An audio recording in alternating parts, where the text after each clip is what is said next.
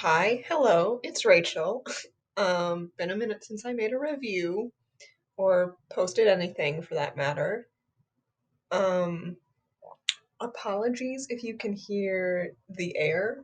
Um, the room I'm in is not that big, and there are not a ton of options for where I can set up my stuff.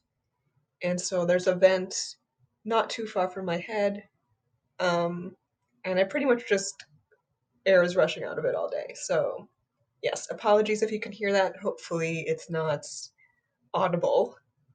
Um, but yes, if you have seen any of my other recent videos, I know I've mentioned probably 2 or 3 times that I wanted to do weekly episode reviews for Nancy Drew.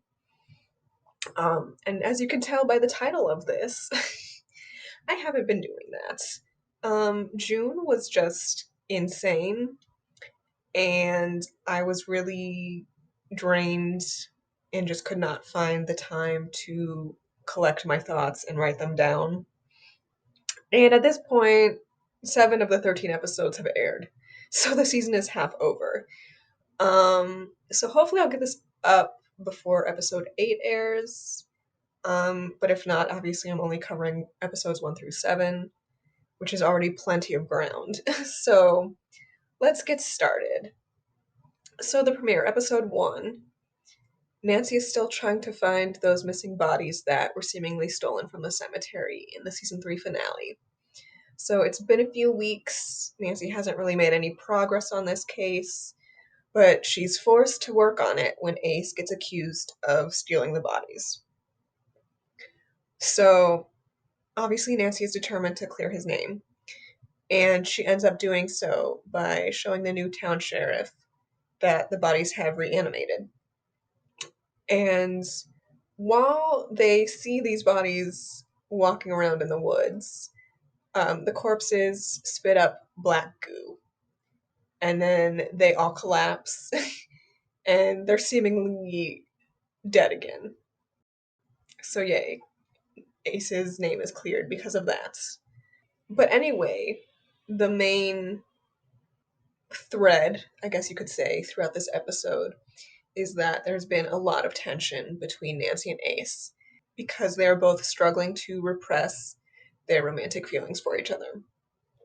And in fact, there is a town vigil that happens in this episode, and there is a ritual where someone can write the name of the person they love on a slip of paper, put that slip in a bottle, and then that is supposed to aid in the couple reuniting. And Nancy finds herself participating in this ritual. And Ace, of course, sees the slip of paper and sees that his name is written on it a couple days later. Or maybe the next day. I don't know. Time's passed. But he confronts Nancy for lying about not returning his feelings after this. And this forces Nancy to confess that they were cursed by Temperance because she can't bring herself to lie to Ace again.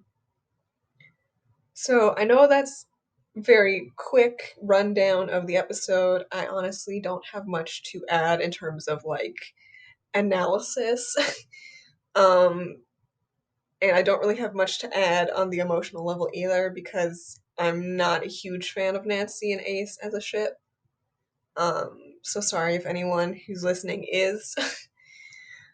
So yeah, let's move on to episode 2. So the episode starts with us learning that Ace has informed the rest of Drew crew about the curse because he wanted advice and help processing, which, like, understandable. It's a lot to learn that someone you've been harboring feelings for an extended period of time returns them, but that the two of you can't act on these feelings because there is some external force keeping you away from each other. Ace is determined to break the curse now that he knows that Nancy loves him back. But Nancy is resistant because watching Ace die in her vision was too horrific for her to be willing to risk it happening in reality. Which is also very understandable. Like, why would someone want to relive the worst moment of their life? Like, of course, she is hesitant. But while Nancy and Ace are seemingly at this impasse, We learn that the black goo that the corpses spit up has made its way into the town's water source, and it is now affecting people who drink the water. So it's not explained how it happens, but there's something supernatural going on where some people are having traumatic memories related to violent crimes being erased from their mind. And so for people who have had that happen, um, the poison will cause them to recover these memories. For people who were not involved and did not have repressed memories, um, the poison will then put them in the headspace of the perpetrator, and then they will try to reenact the crime. So, of course, Nancy gets affected by the tainted water, and all of her frustration and anger about the curse, it starts overriding her other emotions. And as I said, people are reenacting crimes. So this leads to some attempted violence towards Ace, after Nancy feels like he has rejected her as he's trying to take some space. But once Nancy gets the poison out of her system, she apologizes to Ace and opens up to him about their time together in said vision. And she admits that she also wants to try to be with him as well. Now, detouring away from the Nancy and Ace aspects of this episode, George has also been working towards becoming a lawyer, something that was kind of teased a little bit in the last, I don't know, 4 or 5 episodes of season 3. And she currently has an apprenticeship with Judge Abbott. He's involved in the cover up of a crime that the Black Goo has made him aware of again. And upon George learning that he has covered up this crime to keep his position, she chews him out, and the scene is glorious. I love how Nick and George are right there in the hospital room interrogating him, because they're constantly the moral compass of this show and always fighting for justice. Like, Nick was the one who went the hardest for that missing black woman in that season 2 case. He and George were the ones who fought the most for that kid who was on trial last season, which was the start of George thinking about becoming a lawyer. Like, they're just such a good team, and I just love how much they care about people around them. And I want them back as a couple. Please give them back to me. The breakup last season was wholly unnecessary. I miss them. Just please, writers, please, please give them back to me. But no time for me to have a further breakdown over Nick and George. So let's move on to episode 3.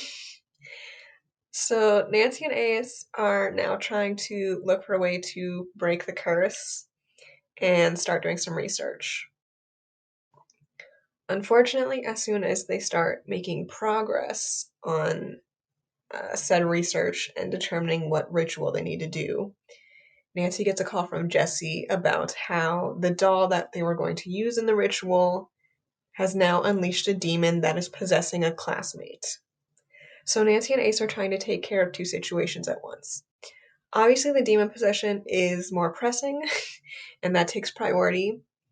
Unfortunately, the process to save Jessie, her girlfriend, and the bully who originally got possessed leads to the destruction of this doll.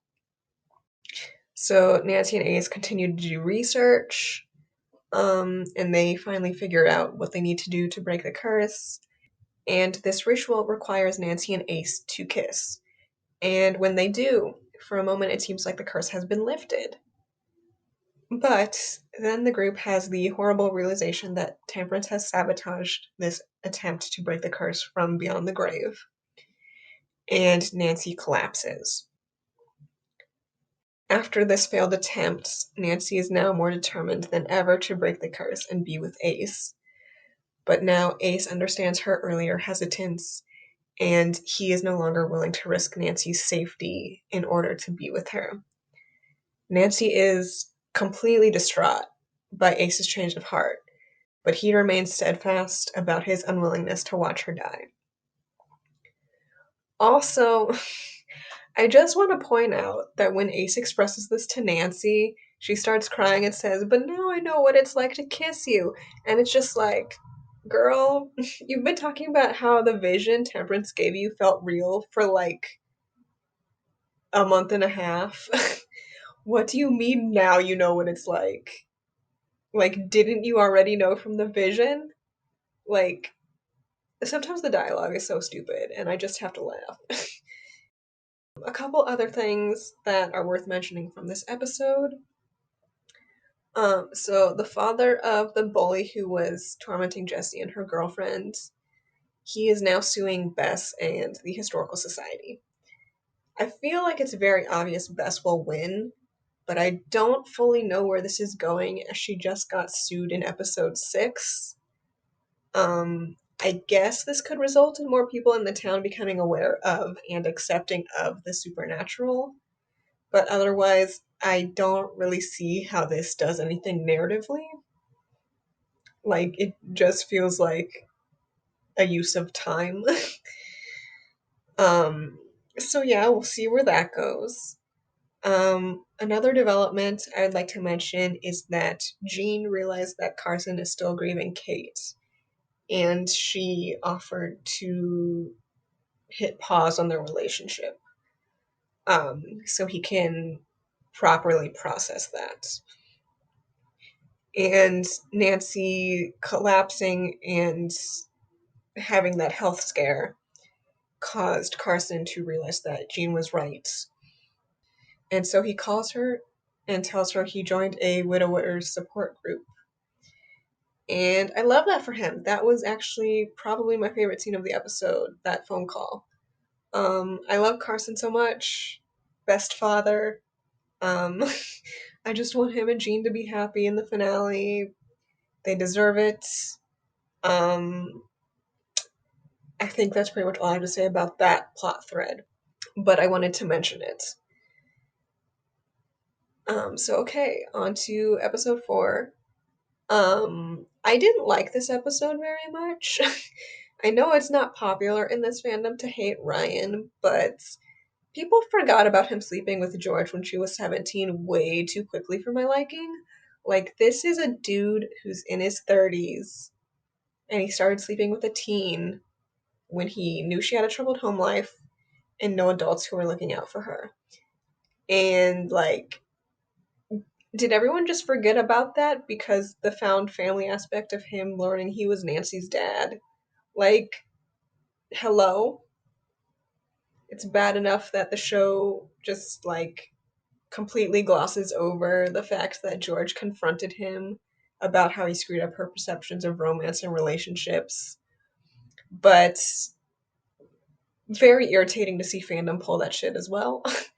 I'm exhausted. Ryan is terrible. I don't like when he gets a lot of screen time. And he was very involved in this episode, so it was exhausting for me. But let's go ahead and do the recap. So Lacey, the journalist who aided Nancy back at, I think it was Detective Con. Was that how they met? Apologies if I'm wrong. Um, but Lacey is now in Horseshoe Bay, and she is directing a film.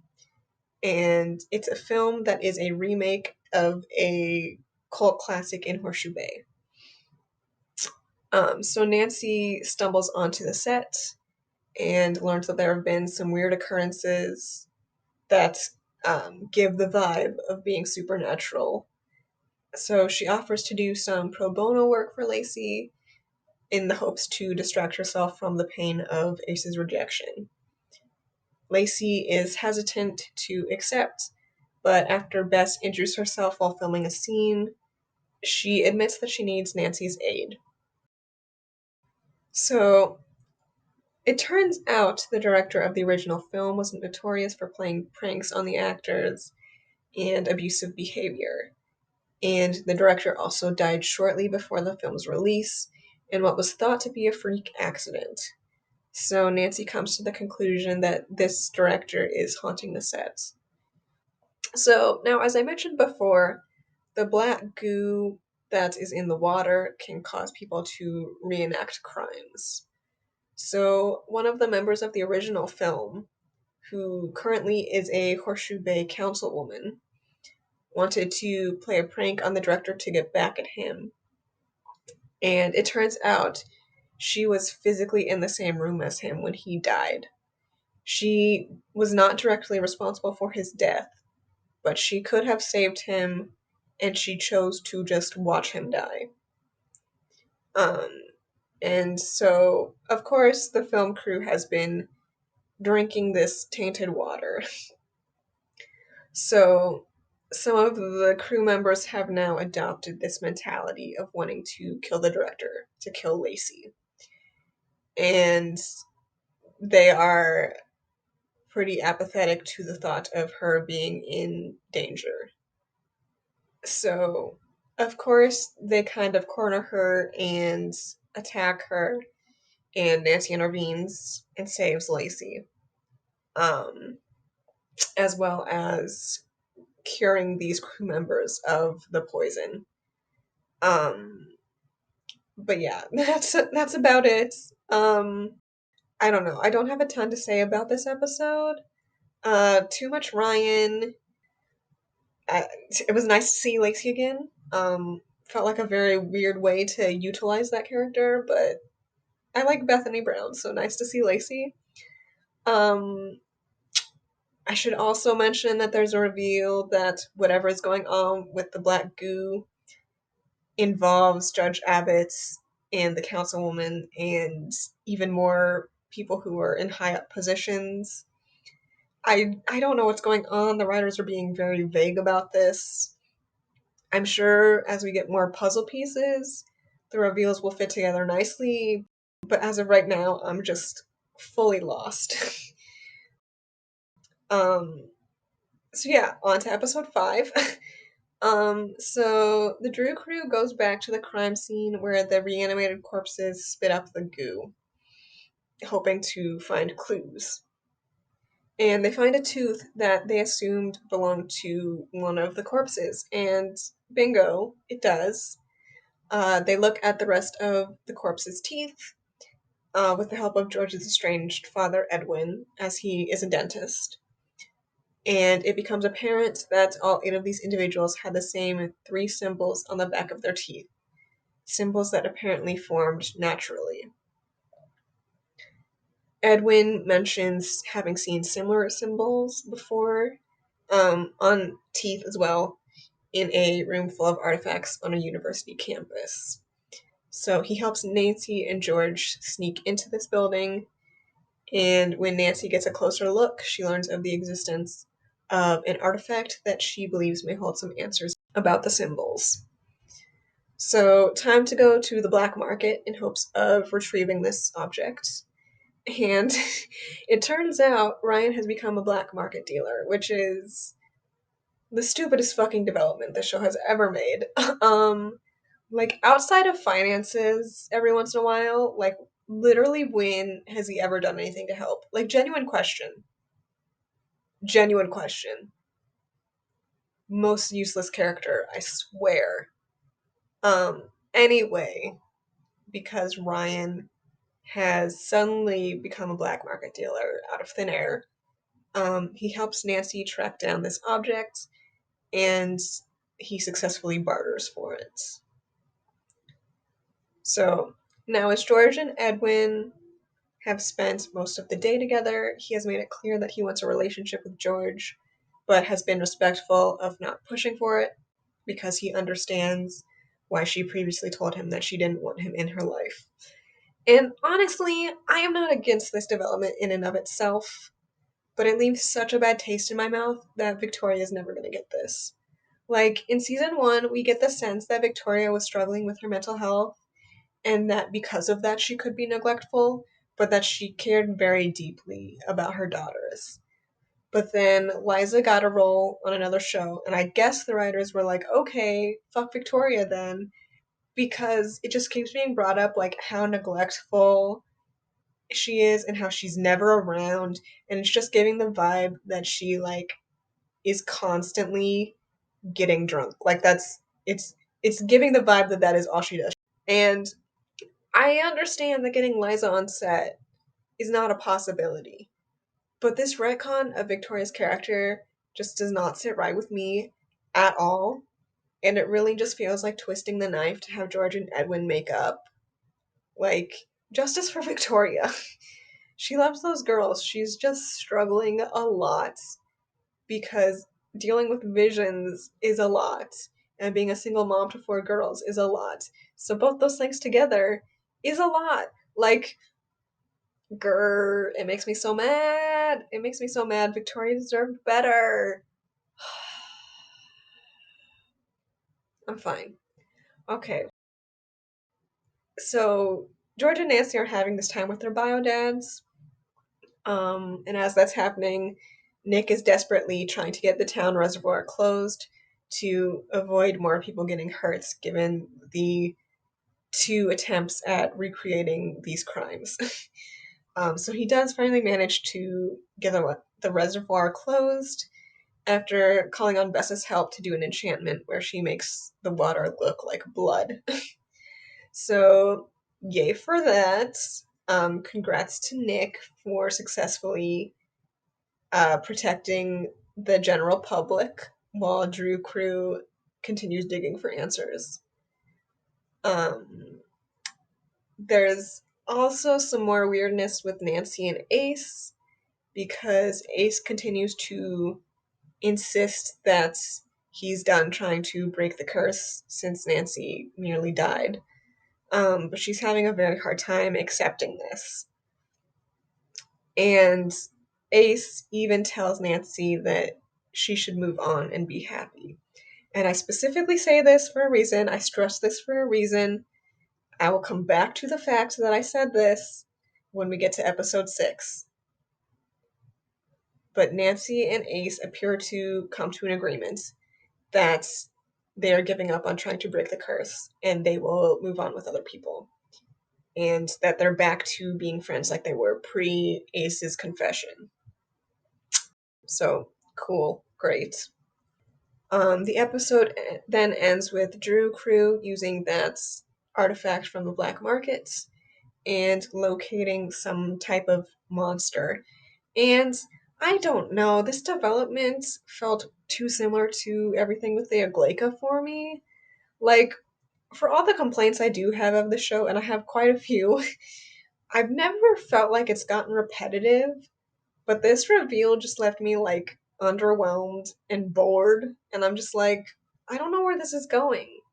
Like, the whole black goof thing just feels aimless right now, and it feels like the writers are treading water as they're trying to figure out how to stretch this idea because it feels like they only had the desired endpoint when they started this, and I'm not feeling anything about this plot right now. Like, I'm bored.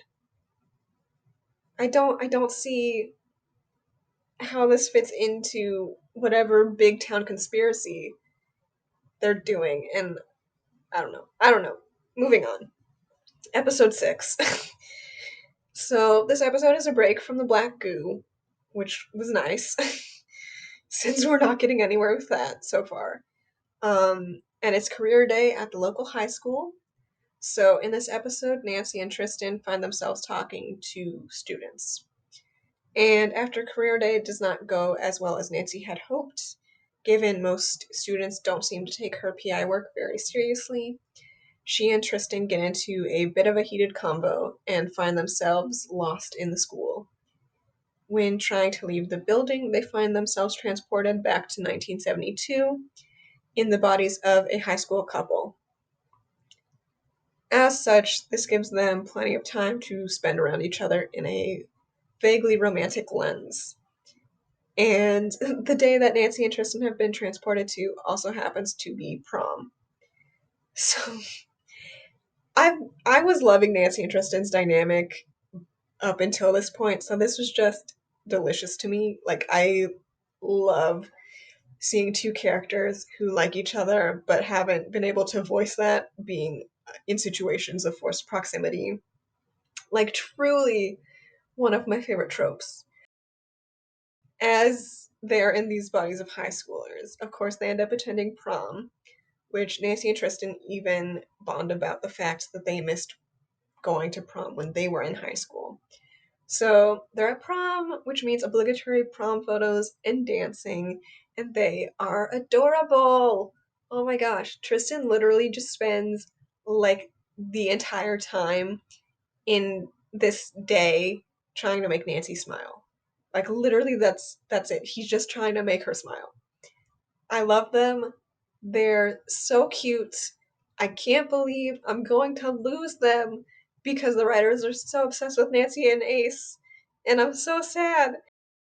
Why do I keep falling for ships that I know are doomed on this show? Oh my god. Anyway, Nancy and Tristan manage to find the way out, but the entity that drew them to this reality, a ghost spider, won't let Nancy leave, and she finds herself still tethered to this reality. So Tristan desperately tries to get Nancy out with him, but he finds himself back in the present day alone.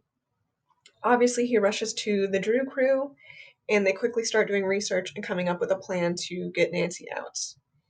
And there's even a whole portal that connects the two realities, to allow Tristan to go back through and quickly grab Nancy. Um, and obviously, they come back out into current day. Um, there's also some drama of the ghost spider um, putting its egg inside Nancy, um, and the Drew crew having to get that out of her. But I feel like I have to mention that, given it was a relatively big plot point.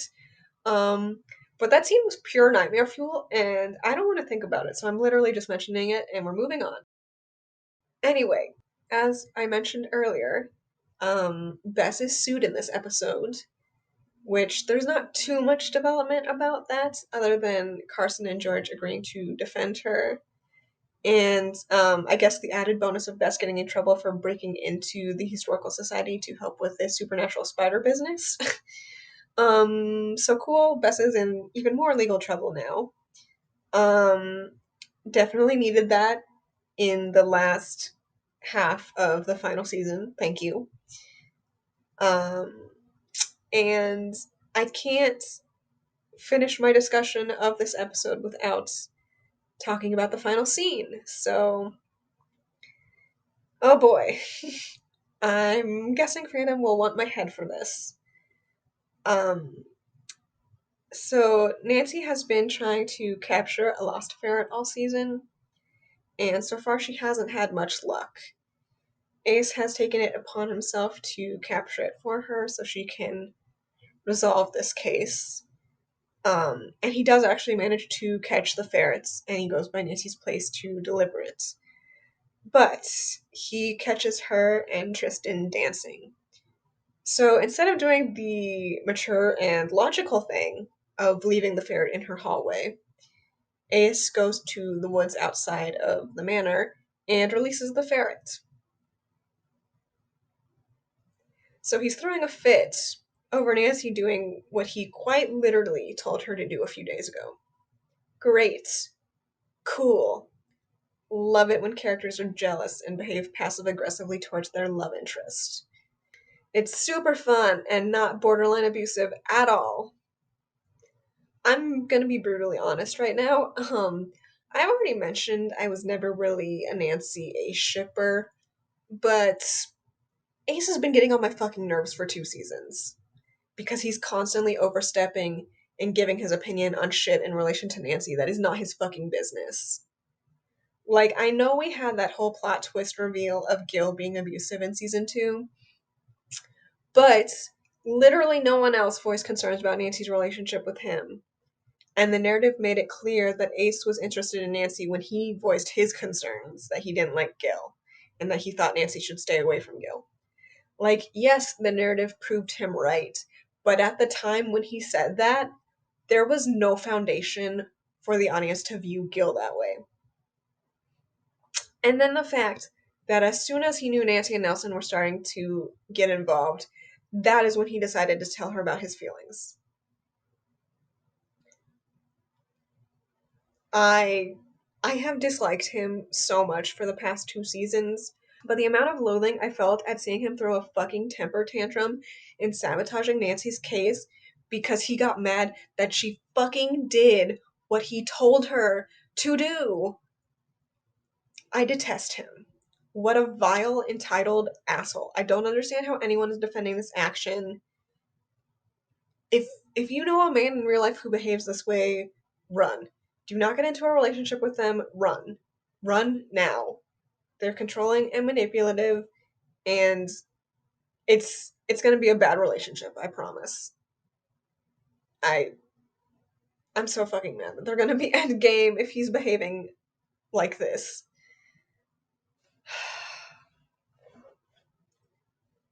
On to episode 7. So, final episode of this recap. So we're back to digging into the black goo conspiracy thing.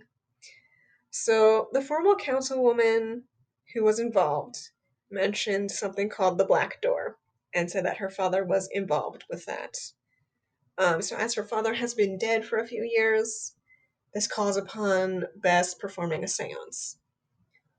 So the seance does not go as planned because, of course, and the group looks at a board game that belonged to this man, hoping that it will contain some clues about his death.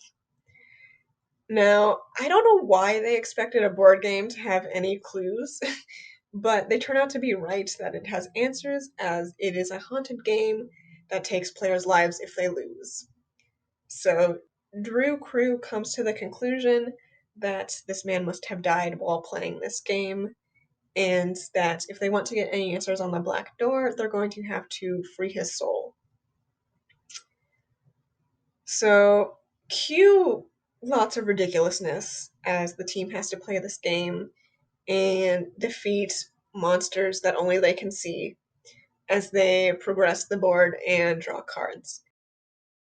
Bess is forced to go into town to give a statement relating to the lawsuit.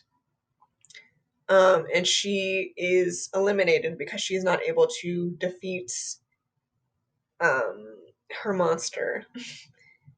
So, as the rest of the crew continues making their way through the game, they realize that these beings are weakened by silver, or they at least assume that, since they don't really have solid proof.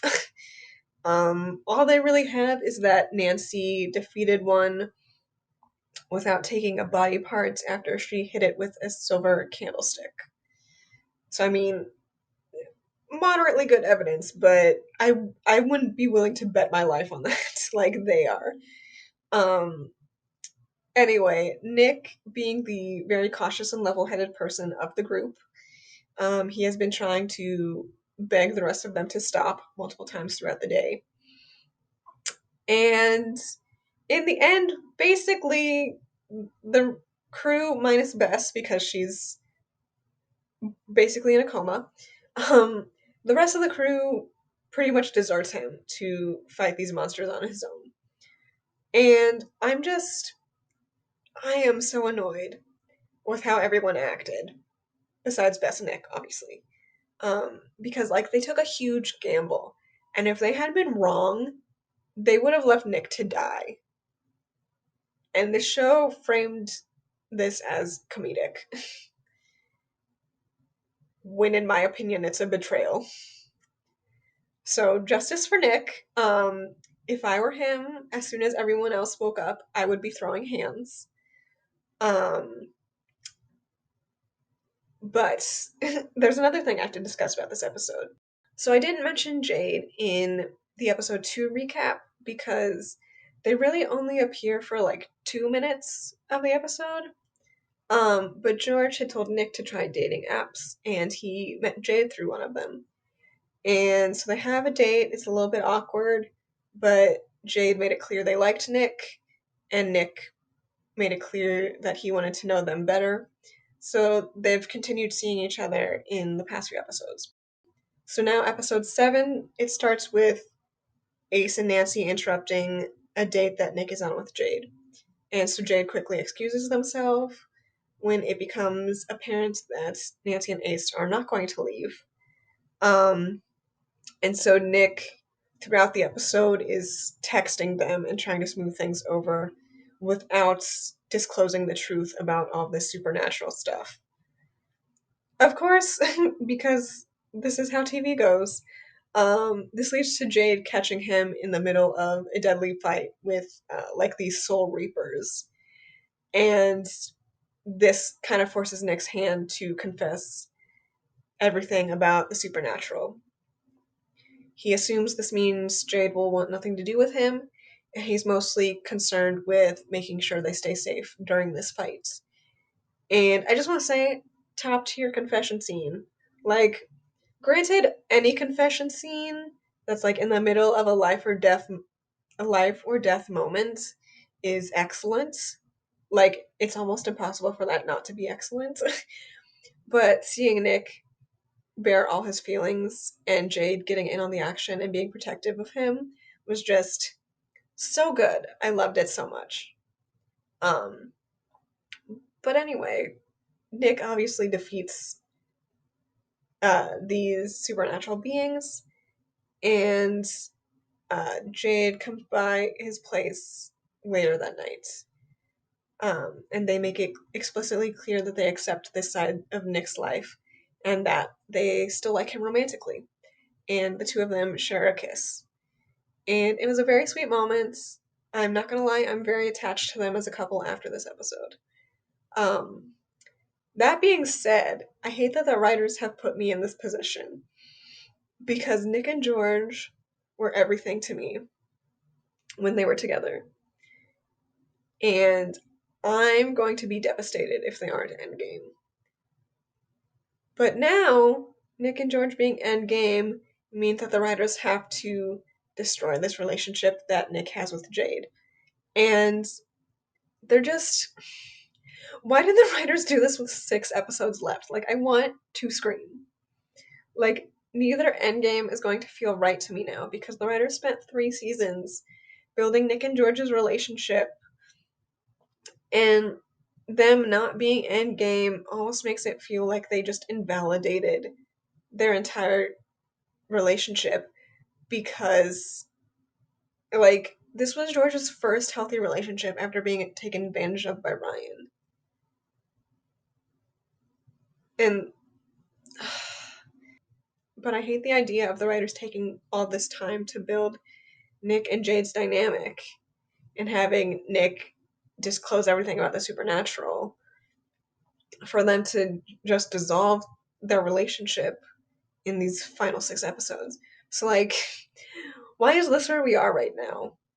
Like, ah, moving on to general recap thoughts. I can't. I don't know where the fuck this black goo plot is going. It seemed really interesting when I watched the premiere, but it's feeling aimless now. And we have 6 episodes. Literally all we know so far is that it's a conspiracy that affects Judge Abbott and the former councilwoman. Like, have we learned anything else? Like, I'm losing interest, and it feels very lame for like the final season big bad. Like, I don't know. Um, as far as relationships go, obviously as soon as Nancy and Tristan start getting more serious, there's going to be some breakthrough with the curse because I know that has to be undone this season. If you haven't picked up on my opinion, given the rant I had not too long ago, I don't want Ace and Nancy together. I'm actively dreading that happening. I want Ace to fucking learn what boundaries are and probably get some therapy to deal with his jealousy. And clearly that's not going to happen in 6 episodes, so I don't think that's going to be good. Um, Again, I'm really sad about the whole Jade Nick George situation. I'm just hoping all three of them are happy by the end of the finale. um, I'm gonna be sad whichever couple wins because I'm attached to both dynamics now. Um, so yeah, my thoughts are a little bit jumbled, obviously. um, Hopefully you enjoyed hearing my perspective on things. If you didn't, but you made it this far in the video, thank you sincerely because I'm sure this was a lot. Um, Please continue to wear your masks and stay safe. I know public messaging about COVID is that it's over and it's no longer a concern, but all signs are pointing to another upcoming surge. And as someone who had COVID in January, mild symptoms when you are COVID positive doesn't mean mild health effects later down the line. And masking is the best way you can protect yourself. Um, so please continue masking or start back up again if you have stopped. Again, thank you so much for listening to this. I have a few things I'm working on, very slowly, obviously. So hopefully I'll have some more videos for you guys soon. If not, hopefully I'll catch you for my recap of the final 6 episodes, which I think will either be late August or early September. I'm not quite sure where the finale lands on the calendar. But yeah, hopefully I'll get that out soon after the finale airs. Um, Hope you all have a wonderful day. Bye.